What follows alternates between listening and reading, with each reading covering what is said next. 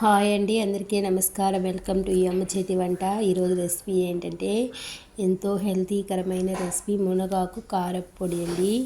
ఈ మునగాకు మనకు ప్రకృతి ఒడిలో ఫ్రీగా దొరికే ఏదైనా ఉంది అంటే అది పచ్చని బంగారం లాంటిది ఈ మునగాకు.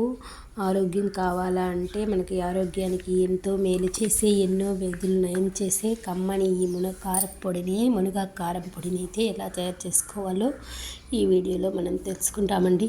లేత మునగాకు అయితే చెట్లో నుంచి కోసుకొని వచ్చినాను. ఇది ఎక్కడ చూసినా ఉంటుంది, కానీ మనం పెద్దగా పట్టించుకోము. దీంట్లో ఉండే శక్తి ఇదే ఎందులోనూ లేదు. అంత విలువైన మునగాకునైతే మనం ఈరోజు కారపొడి ఎలా చేసుకోవాలైతే ఈ వీడియోలో నేను తెలుసుకుంటామండి. మునగాకుని బాగా కాడలంతా ఈనెలు లేకుండా అయితే క్లీన్ చేసి అయితే ఉంచుకోవాలి. ఈ విధంగా క్లీన్ చేసుకొని బాగా శుభ్రం చేసి ఉంచుకున్నాను. మనం అప్పుడే చెట్లు కోసుకొని వచ్చి ఫ్రెష్గా ఉంది కాబట్టి నేనైతే ఇక్కడ కింద పెట్టకుండా వలుచుకున్నాను కాబట్టి వాష్ చేయలేదు. ఇప్పుడైతే నేను ఇక్కడ పల్లి పప్పులు లేవు కాబట్టి పుట్నాల పప్పు అయితే ఒక పిడికెడైతే తీసుకొని వేయించుకొని, కారం అయితే ఎండు మిరపకాయలు అయితే ఒక 4 కాయలు అయితే వేసుకొని బాగా కొంచెం దోరగా అయితే వేయించి అయితే పక్కన పెట్టుకోవాలి. ఇది చల్లార్చిన తర్వాత వెల్లుల్లిపాయ వేసి మిక్సీ పట్టుకున్నామంటే వెల్లుల్లిపాయ టేస్ట్తో అయితే కారపొడి బాగా మంచి ఫ్లేవర్తో అయితే వస్తుంది. ఇప్పుడైతే ఒక స్పూన్ ఆయిల్ వేసి మనం ఇందులో కూడా వెల్లుల్లిపాయ వేసుకోవచ్చు. పోపు దినుసులు అయితే వేసి చిటపటలాడిన తర్వాత మనం వాష్ చేసి ఒలిచిపెట్టుకున్న మునగాకు అయితే ఇందులో అయితే వేసుకోవాలి. మునగాకు వేసుకున్న తర్వాత కొంచెం ఉప్పు తగినంత సాల్ట్ తీసుకొని నీళ్ళల్లో అయితే నానబెట్టి బాగా కరిగించి మనం ఆకు పైన చల్లి మొత్తం ఆ ఉప్పు అంతా కలిసే మాదిరిగా అయితే కలబెట్టుకొని బాగా ఫ్రై అయిపోతుంది. అంటే సిమ్లో ఒక 5 నిమిషాలు పెట్టామంటే ఆ వాటర్లోనే 1 స్పూన్ వాటర్ వేస్తే చాలు. మునగాకులోనే ఎక్కువ వాటర్ ఉంటుంది కాబట్టి బాగా ఉడికిపోతుంది. ఈ విధంగానే మునగాకుని ఫ్రై చేసుకుంటూ ఇది ఉండాలి.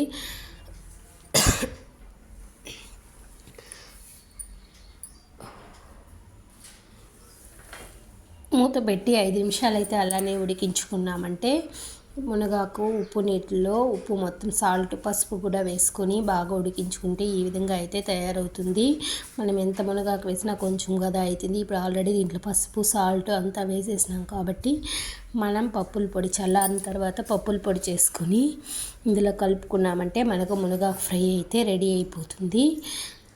కారం చాలకపోతే కొద్దిగా అయితే ఒక 1/4 టీ స్పూన్ కారపొడి వేసుకుంటే కూడా బాగుంటుంది. ఇది రైస్లోకి వట్టి రైస్లోకి కూడా కలుపుకొని తినేవచ్చు, అంత టేస్టీగా ఉంటుంది ఈ మునగాకు కారపొడి.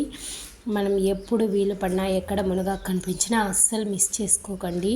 అది మనం 10 గుడ్డులు, 1 కప్పు మునగాకు తింటే మనం 10 కోడిగుడ్లు తిన్నంత సమానం అంటండి. మునగాకు అంత శక్తివంతమైంది, ఎన్నో వ్యాధులు నయం చేసి ఈ మునగాకుని అస్సలు మిస్ చేసుకోవద్దండి.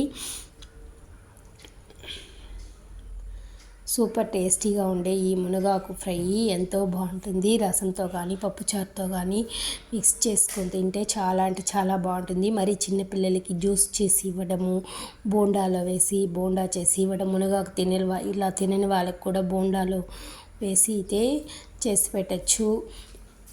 పప్పులో అయితే వేస్ట్ చేసి పెట్టచ్చు, చట్నీలో అయితే కూడా వేసుకోవచ్చు, ఎన్నో రకాలుగా ఉపయోగించుకోవచ్చు ఈ మునగాకు కారపొడి. ఇప్పుడైతే మనం పప్పుల పొడి చల్లుకొని కలబెట్టుకున్న తర్వాత ఈ విధంగా అయితే ఉంటుంది. మనం ఒట్టి అన్నంలో కూడా అయితే మునగాకు కలుపుకొని తింటే చాలా అంటే చాలా టేస్టీగా ఉంటుంది. ఇప్పుడైతే ఈ వీడియో నచ్చితే ఒక లైక్ చేయండి, మన ఛానల్ని సబ్స్క్రైబ్ చేసుకోండి. మరిన్ని మంచి వీడియోల కోసం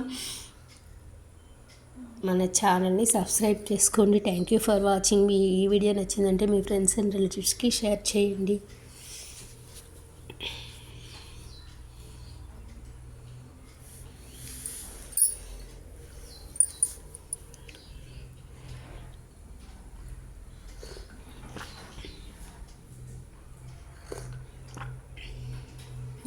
సౌండ్ వచ్చింది, తాగద్దు పోమా ఇడించే పోమా లేసి ఇడించే. వీడియో